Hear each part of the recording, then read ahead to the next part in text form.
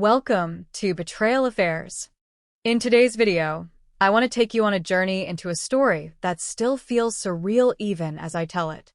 It's about the way one ordinary evening turned into something extraordinary, how a single knock at my door forced me to confront everything I thought I had lost about myself, my confidence, my worth, my ability to be seen, and how that moment spiraled into a night that completely transformed me. It began simply enough. I was standing in my small apartment, wearing a silk robe that felt like the only luxury I had left in my life after my divorce. The robe had been a gift from my mother years ago, and though it was frayed at the sleeves, it made me feel like I was still capable of a little elegance. When the doorbell rang, I wasn't expecting much. Just dinner. Just a delivery to fill an empty evening. But when I opened the door, I froze. The delivery driver was younger than I'd expected, mid-20s at most, with a face that radiated confidence and an energy that made my stomach twist unexpectedly. His name tag read Alex. His eyes widened as they flickered over me, not in a way that was rude or brazen, but in a way that startled me because it felt like he actually saw me. Not the broken woman my ex had left behind. Not the shadow of who I used to be. But me, standing there in the doorway. For a moment, neither of us spoke. He held the bag of food in one hand, the receipt in the other, frozen in a sort of suspended silence. And then, almost without meaning to, I let a smile play on my lips. Something bold slipped into my voice, something that had been buried for months under self-doubt and shame. "Would you like to come inside for a moment?" I asked softly. The words shocked even me. I hadn't planned them. But once they left my mouth, there was no pulling them back. Alex hesitated, shifting his weight. "I shouldn't," he said quietly. But the way his eyes lingered told me otherwise. I could feel it, his curiosity, his hesitation, his intrigue. Something about him lit a spark I hadn't felt in ages. Before we go further, please take just a quick second to hit that like button and subscribe to the channel. These stories take a lot of time to create, and your support means everything. Now, let's continue with what happened after Alex stepped into my apartment. The door closed behind him with a soft click, and the quiet that followed was louder than any noise. I set the food bag on the counter, though neither of us cared about dinner anymore. He admitted almost instantly that he had never done anything like this before. His voice was low, tinged with nerves. "Neither have I said with a small laugh, surprising myself with the honesty of the confession. Because while I'd never invited a stranger into my home before, I had fantasized about doing something spontaneous, something reckless, something that reminded me I was still alive. I could feel his warmth even from a step away, and suddenly the months of loneliness, the endless nights of staring at the ceiling wondering if I'd ever feel wanted again, all crashed into me. My ex had left me in pieces. He'd told me I was boring, predictable, too old for him. 30. As if that was the end of the line. As if everything I had to offer expired the moment he walked out. But Alex's eyes didn't see me that way. His eyes lit up like I was the most fascinating person in the room, and in that moment, maybe I was. When he told me I was beautiful, my heart clenched in disbelief. No one had called me that in months. I admitted, almost against my will, that my ex had made me feel invisible, like I didn't matter. Alex's response came without hesitation. "Then he was blind," he said firmly. And something in me cracked wide open. The night that followed wasn't about the obvious. It wasn't about what you might assume from the circumstances. It was about rediscovery. About reclaiming pieces of myself that had been taken from me. What unfolded between us was connection, pure and startling. He didn't rush me. He didn't treat me like an afterthought. He treated me like I was rare, like he couldn't believe his luck to be standing in my living room. Every glance, every smile, every hesitant touch felt like a reminder that I was still worth being seen. But then the pounding came. A knock at the door, loud and insistent. I froze, panic rushing through me. "Alex," a male voice called from a hallway. "You in there, man?" Your GPS says you've been stuck at this address for 20 minutes. You good? He pressed his forehead to my shoulder and whispered, "My friends."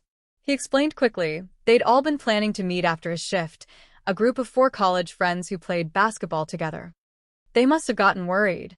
In that moment, I should have been mortified.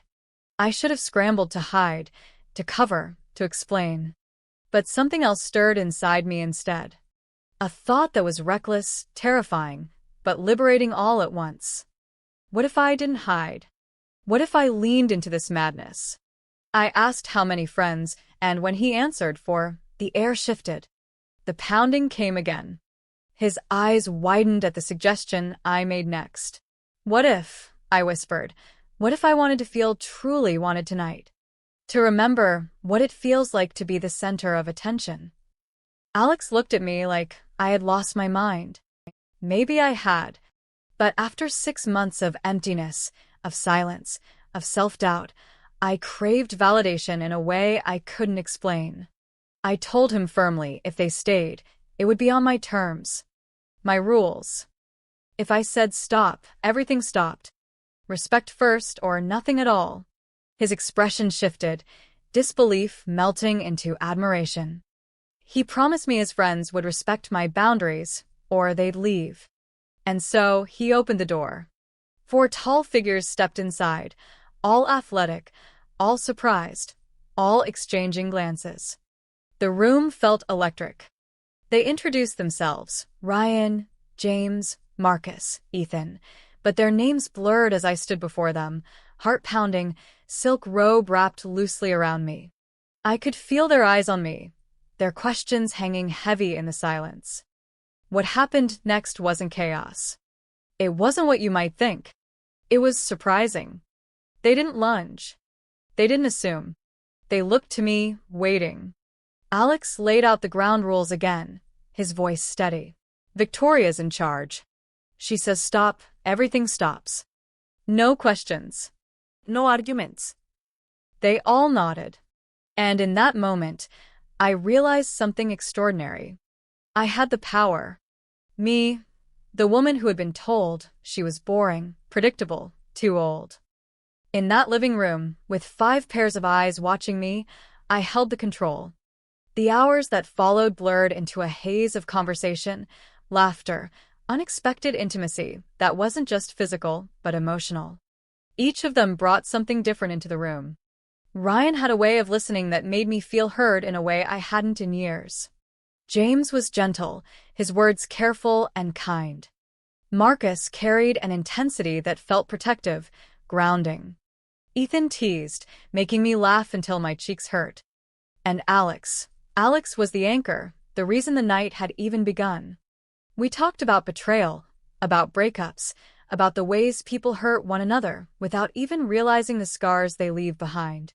They shared stories of heartbreak from their own lives, failed relationships, moments of regret, nights they too had questioned their worth. And slowly, the air thick with awkwardness transformed into something else entirely. A sense of connection. It wasn't about desire in the way my ex might have assumed. It wasn't about proving him wrong through reckless decisions. It was about proving something to myself, that I was still alive, that I could still draw attention, command respect, ignite curiosity. As the night wore on, I felt layers of self-doubt peeling away. I laughed more than I had in months.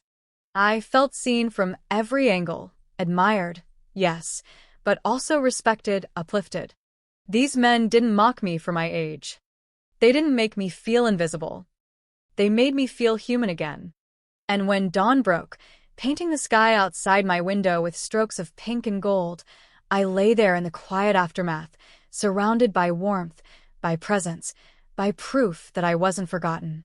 Eventually, they left one by one, murmuring words of gratitude, of appreciation, of respect. Alex lingered the longest, asking softly if he could see me again. But I shook my head with a smile. No, y whispered. This was perfect. Exactly what I needed. But some moments are meant to stay untouched, preserved as they are. Perfect memories. He nodded, disappointment flickering in his eyes, but understanding too. "If you change your mind," he said with a faint smile, "you know where to order food." I laughed, lighter than I had in years. And when the door finally closed behind them, I stood in the glow of the sunrise, my silk robe wrapped around me, my apartment a mess, my heart strangely full. My ex had told me I would never be wanted again. He had been wrong. That night had shown me that desire isn't about age, or predictability, or fitting into someone else's narrow definition of worth. Desire is about connection, about courage, about daring to let yourself be seen, even when you feel invisible. And most of all, that night showed me something I had forgotten. It reminded me that I still had myself. Have you ever had a moment that transformed you completely? A single night that changed the way you saw yourself forever? I'd love to hear about it in the comments below. And if you enjoyed this journey, please don't forget to hit that like button, subscribe to the channel, and turn on notifications so you never miss another story. Thank you for sharing this moment with me. Until next time.